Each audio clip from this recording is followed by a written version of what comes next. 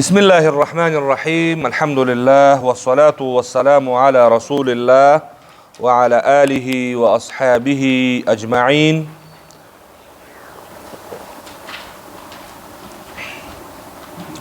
د کتاب پنځه دېرشم مخ کې د مخارجو یو عمومي جدول ذکر شوی ده.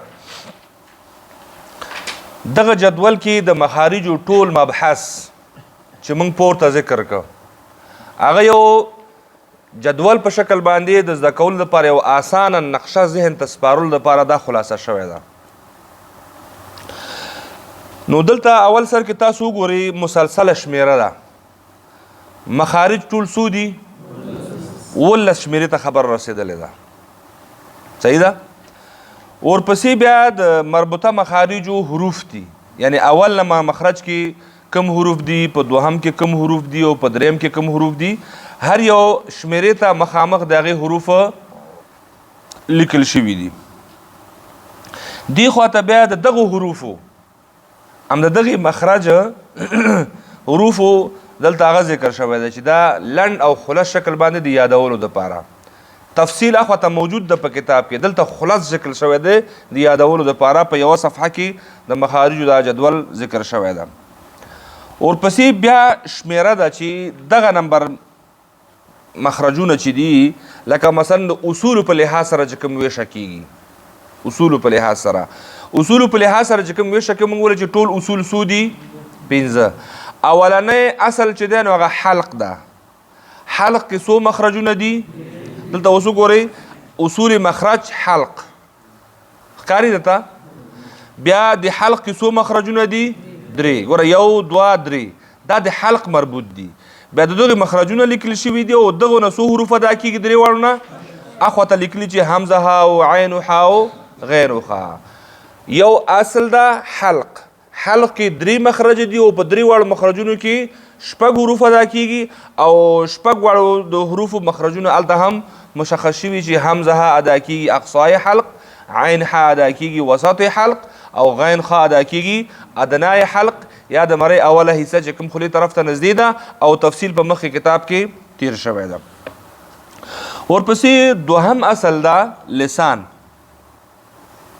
لسان کې څو مخرجونه دي؟ ګوره دلته بیرته شمیره د 1 نه شروع شوله. دغه هغه طرف شمیره چې دغه عمومي شمیره ده د مخارجو، دې طرف ته چې کوم شمیره ورکړې ده د اصل په لحاظ سره ده. 3 مخرجونه په حلق کې 1 2 3. اوس 10 مخرجونه په ژبه کې دي. اوس بیرته 1 2 3 4 5 بالاخر 10. صحیح شو؟ هر یو مخرج کې مثلا اول مخرج د قاف ده، دویم مخرج د کاف ده او دریم مخرج کې درنو وسط لسان ده چې 3 حروف ادا کېږي او 4م نمبر مخرج د ضاد ده او 5م د لام ده او 6م د نون ده او 9م د را ده. بیا خو 8م او 9م او 10م 3 واړو کې هم 3 حروف څه کېږي؟ ادا کېږي، نطعیه او لسویه او صفیریه. مجموع کې 10 مخرجونه په ژبه کې دي، په لسان کې دي. دغو 10 مخرجونو نه ټول څو حروف ادا کېږي؟ 18 حروف. 18 حروف دي، 10 مخرج دي او د 10 واړو مخرجونو نه چې کوم حروف ادا کېدونکي دي د هغې مخرجونه په خلاص شکل باندې دلته ذکر شوي دي. لکه مثلا تا دال طوا ته لیکل شوي دي د ژبې سوکه او د ثنایا علیا بیخونه. لثویتې بیا لیکل شوي دي د ژبې سوکه او د ثنایا علیا سرونه. یعنی دا د زده کولو دپاره هغه لنډ او خلاص شکل باندې ده او نور تفصیل چې دی نو د کتاب په متن کې مخکې تیر شوی ده. دریم اصل چې ده نو هغه شفت ده. څه ده؟ شفت کې څو مخرجونه دي؟ 2. یو شفت او بل شفتین په کتاب کې تیر شوي دي. اول نمبر مخرج د شفت چې ده نو هغه یوازې فا ده چې د لاندني شونډې منځ چې کله د ثنایا علیا د غاښونو سره یوځای شي نو هغه ځای نه څه ادا کېږي؟ فا ادا کېږي. دوهم نمبر مخرج دی کې 3 حروف دي، با میم واو. با میم د دواړو شونډو د یوځای کېدو نه. البته فرق په دواړو کې دا ده چې میم چې دی نو د لمدې وچې حصې نه ادا کېږي او با چې دی نو د لمدې حصې نه ادا کېږي. د همدې وجه نه با ته بحري وایي او میم ته بري وایي. نو دا او واو چې دی نو د دواړو شونډو د راغونډېدو نه. نو دا 2 مخرجونه شو، 4 حروف دي. نو دا شفوي حروف دي د اصل په لحاظ سره. دلته هم بیرته شماره د یو نه شروع کیږي ځکه دا شمیره چې د اصل په لحاظ سره ورکړل شوي چې په دې اصل کې حلق اصل ده 3 مخرجه پکې دي لسان یو اصل ده 10 مخرجه پکې دي شفت یو اصل ده 2 مخرجه پکې دي اخرنی 2 چې دي جوف او خیشوم دا په خپل ذات کې هم مخرجونه دي او هم اصلونه دي ځکه یو مخرج د بل پکې وجود نه لري خو اخرنی ستون چې دا هغه بیا د مخارجو په لحاظ سره ده موږ ویل چې مخارج ټول په څو قسمه دي 2 قسمونه دي یو ته ویل کېږي محقق او بل ته ویل کېږي مقدر اوس په دغو 15 اصلونو کې 3 اصل د محقق مربوط دي چې یو حلق ده بل لسان ده او بل شفت ده دا 3 واړه وګوره د محقق مخارج مربوط لیکل شوي دي غټ عنوان د محقق په ضمن کې بیا حلق او لسان او شفت دوهم اخرنی 2 چې دي نو هغه مقدر مخارج دي چې یو جوف ده او بل خیشوم ده په مخارجو په لحاظ سره لکه دی خوانه چې موږ اوس دا کتاب وګورئ ستاسو ذهن په خلاصيږي مخارج په څو قسمونه دي مخارج په څو قسمونه دي 2 یو محقق او بل مقدر ټول څو اصل دي 15 3 مخرجونه د محقق مربوط دي 3 اصوله حلق لسان او شفت دا وګوره د 3 واړه د محقق زیر مجموعه کې لیکل شوي دي صحیح شو او 2 مخرجونه یعنی 2 اصلونه د مقدر مربوط دي چې یو جوف ده او بل خیشوم ده د محقق مخرج تعریف موږ څنګه کړو هغه مخرج ته ویل کېږي چې جزء معین مشخص وي یا په بل اعتبار سره اصلي حروفو د پاره اصلي حروف څو لرو 28 مقدر مخارج د فرعي حروفو د پاره دي مقدر مخارج د فرعي حروفو د پاره دي یعنی د حروفو دوهم حالات لکه مثلا موږ وایو چې حروف مده کې الف واو او یا داخل دي واو او یا 2 ځلې ادا کیږي یو ځل اصلي حالات ده غیر مد په صورت کې د غیر مد په صورت کې یا د کوم ځای نه ادا کیږي وسط لسان نه واو د کوم ځای نه ادا کیږي شفتینو نه د دواړو شونډو د راغونډولو نه خو د مد په صورت کې بیا 3 واړه د کوم ځای نه ادا کیږي جوف نه صحیح شو نو دا جوف چې ده د دویم حالت ده نو ځکه دا په دغه صورت کې اصلي حروف نه بلکې چې دي فرعي حالات ده دویم حالت ده ځکه که واو که مده نه وي نو خپل مخرج لري هغه اصلي مخرج ده اصلي حرف دالته که یا مده نه وي نو خپل اصلي مخرج ته مراجعه کیږي او که مد شو دا د مد یو حالت ده د واو او د یا او د الف د پاره په دغه صورت کې بیا دا د کوم ځای نه ادا کیږي د جوف نه ادا کیږي صحیح شو نو جوف او خیشوم دا دواړه مقدر مخارج دي یعنی دا هغه مخارج دي چې د دوی جزء معین مشخص شوی نه ده جزء معین مشخص نه ده لکه موږ وایو چې غنه ادا کیږي د خیشوم نه خیشوم انسان په وجود کې یو عضو ده یو بدن ده خو الته چې ده لکه څنګه چې جبه کې ځایونه مشخص شوي رأس اللسان طرف اللسان حافة اللسان وسط اللسان اقصای لسان نو په خیشوم کې ادنای خیشوم اقصای خیشوم وسط خیشوم پکې مشخص شوی نه ده یا مثلا موږ وایو چې جوف نه ادا کیږي حروف مده کوم ځای نه ادا کیږي موږ وایو چې دا هوایي حروف دي یعنی ځکه د دې اواز په هوا کې شروع کیږي او په هوا کې بیرته ختمیږي په خوله کې دننه د لپاره کوم مشخص ټارګټي ځای پکې مشخص شوی نه ده نو ځکه خو مقدر ورته وایي ځکه چې مقدر مخارج هم دادي چې جزء معین مشخص شوی نه وي صحیح شو او د محقق مخارجو معنا هم دادا چې هر یو حرف د لپاره مشخص ځای موجود وي موږ وایو چې حلق 6 حروف دي همزه ها د لپاره ځای مشخص دی اقصای حلق عین ها د لپاره جزء معین ټاکل شوی دی وسط حلق د غین خا د لپاره بل جزء ټاکل شوی دی ادنای حلق لسان لس مخرجونه دي لس مخرجونه اوس 18 حروف دي په دې 18 حروفو د لپاره موږ چې دا د ژبې نه ادا کیږي نو دا خبره به درسته وي نه هلته د هر چا د لپاره جزء معین څنګه شوی دی ټاکل شوی ده قاف او کاف د ژبې اقصای لسان یا ادنای لسان په بل لحاظ سره موږ ویلی شو اقصای لسان د ژبې بیخ د ژبې بیخ کوم ځای کې چې کله پورته تالو طرف ته اوچت شي او د لحاظ د غوښې سره څنګه پیدا کی ټکر پیدا کی ټکراو پیدا کی نو دغه ځای نه ادا کیږي قاف او کاف نو ځکه خو ورته څه شی وایي لهتیه وي. قاف او کاف ته څه شی وي؟ لهتیه وي. بل نوم یې لهاتیه او بل نوم یې لهویه. او د درې واړو معنا او مفهوم او مطلب همدا ده چې دا دواړه هغه حروف دي چې په وخت د ادا کېدلو دي کې د ژبې بیخ د دغې اضافي غوښه چې د انسان په آخر کې تعلق یې ژوند دی چې موږ او تاسو ورته پښتو کې ورته څوک ورته وړه ژبه وایي، څوک ورته جبی وایي، ماشومان دا وایي د جبی، څوک ورته کام وایي، ماشوم کام شوی ده. د کام همدغه ژبه دغه غوښه چې ده دا راژوندېږي لاندې، بیا د هغه ستونې مخه نیسي، وایي چې د ستونې خوږېږي. نو بیا نو د دې مختلف علاجونه دي چې دا بیرته بیا خپل ځای ته راځي. دا پخپله اوس یو جزء معین ده. جیم شین یا دپاره یو بل جزء معین ټاکل شوی په ژبه کې، وسط اللسان. د حروف طرفیه او زلقیه دپاره په ژبه کې یو بل ځای مشخص شوی چې طرف اللسان. نطعیه، لثویه، صفیریه دپاره یو بل جز معین شوی دی چې هغه ته ویل کېږي رأس اللسان. ضاد دپاره یو بل جز معین شوی دی چې هغه ته ویل کېږي حافة اللسان. دغه ټولو ته چې ویل کېږي جز معین، معینې برخې، ټاکل شوي برخې. نه ژبه ټول په کل کې به ژبه نه یادوي، په ژبه کې خو لس کورونه درته مشخص شول، د هر یو کور ادرس به ورته ورکوي چې با مثلا سین د دغه ځای نه ادا کېږي او طوا د دغه ځای نه ادا کېږي او بل حرف د دغه ځای نه ادا کېږي. نو دغې دپاره نو دا په کل کې مخارج دوه قسمونه شو، محقق او مقدر. بیا 5 اصول دي، 5 کې 3 د محقق مربوط دي چې حلق، لسان او شفت، 2 د مقدر مربوط دي چې جوف او خیشوم.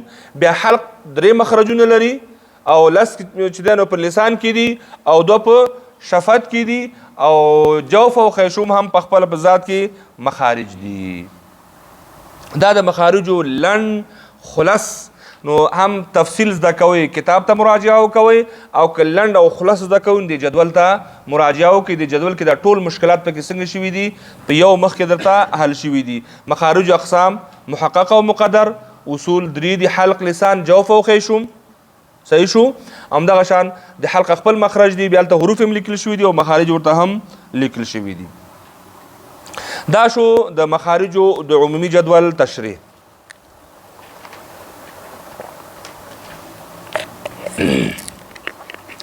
د دریم فصل خلاصه، لنډیز چې ورته وایي خلاصه. دغه درس کې موږ څه وویلې؟ دلته تقریبا په 14 نقطو باندې دا خبره خلاصه شوې ده. دا تاسو ته کار ما اسانه کړی ده.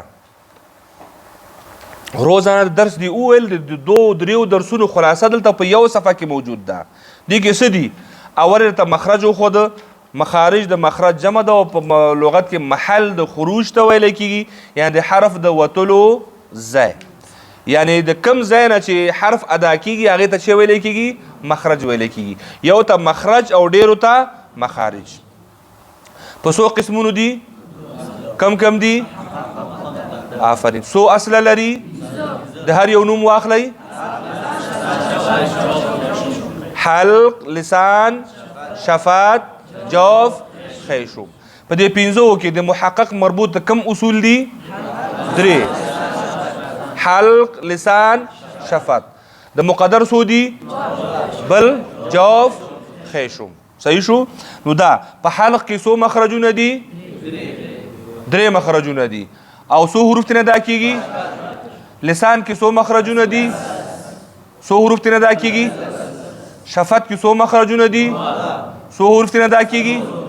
جوف کې څو مخرجونه دي؟ یو. څو حروف ترې ادا کېږي؟ 3. خیشوم کې یو. څه شی ترې ادا کېږي؟ غنه. صحیح شو؟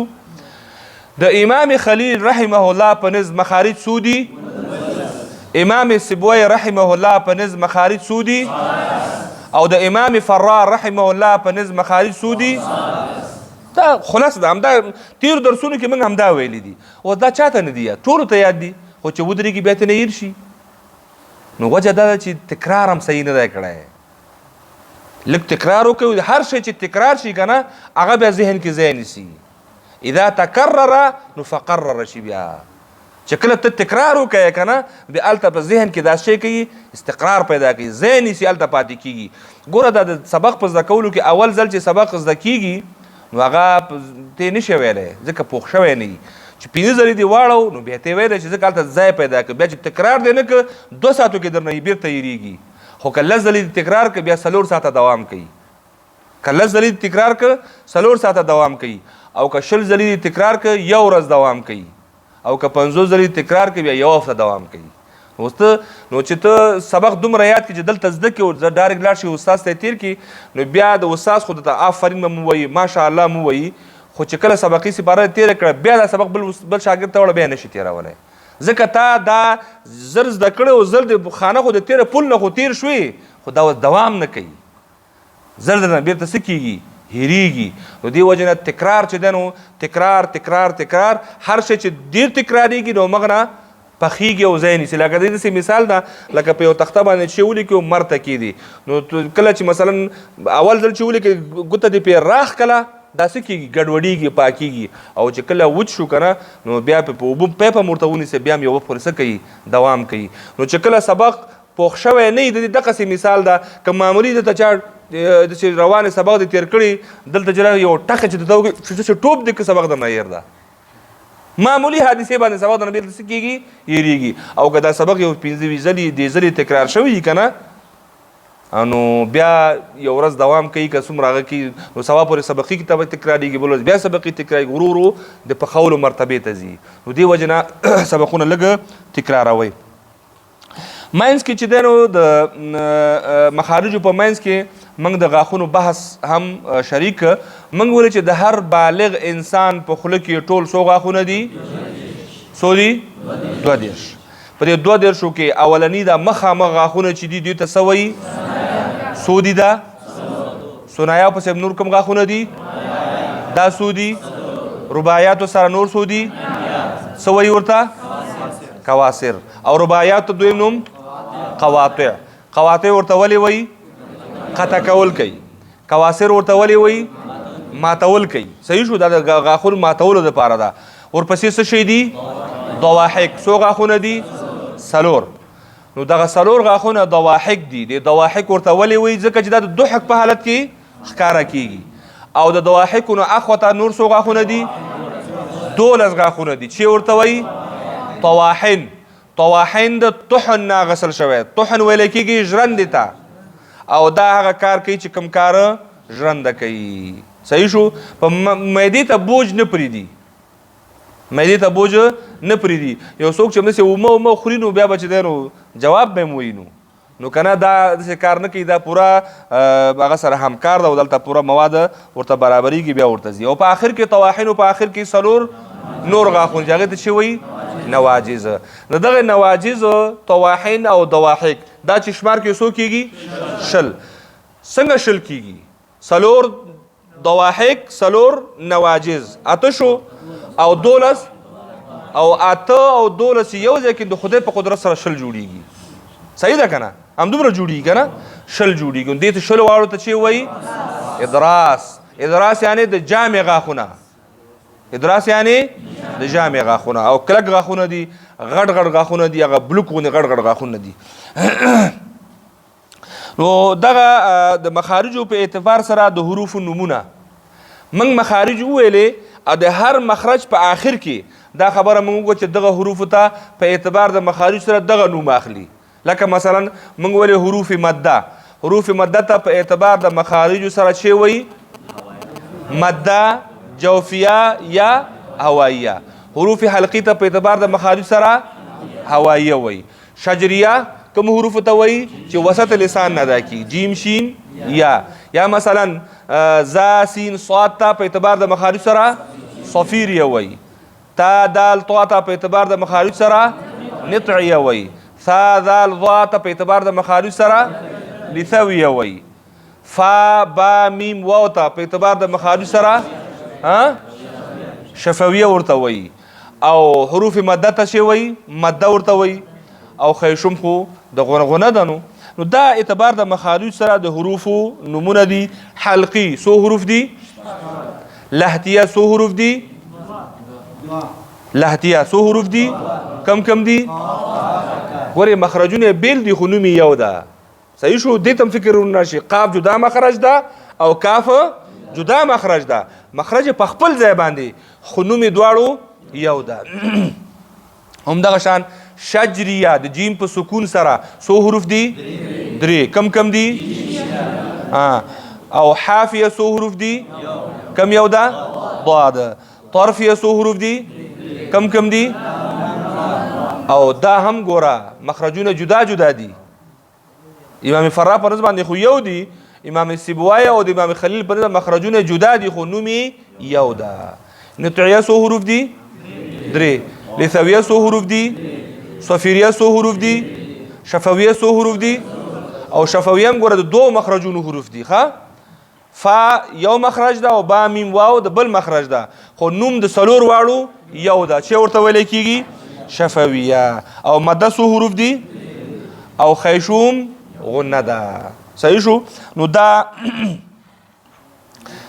جزء معین دولسمه خبره د جزء معین ده په لسان کې د مخارج موقعیت برخه ادرس څه شی ده ګوره اقصای لسان د یو برخه ده وسط لسان بله برخه ده طرف اللسان بله برخه ده رأس اللسان بله برخه ده او حافة اللسان بله برخه ده یعنی دلته رأس اللسان کې درې مخرجونه طرف اللسان کې درې مخرجونه دلته په درې مخرجونو کې 9 حروف دلته په درې مخرجونو کې 3 حروف حافة اللسان دا یو جزء معین ده یو موقعیت ده چې دنه یو حرف ادا کیږي وسط لسان بل موقعیت ده یو مخرج ده او 3 حروف تن ادا کیږي اقصای لسان 2 مخرجونه دي یو موقعیت ده اقصای لسان حافة اللسان طرف اللسان رأس اللسان او وسط اللسان دا د جبې کې جزء معین دي ټاکل شوي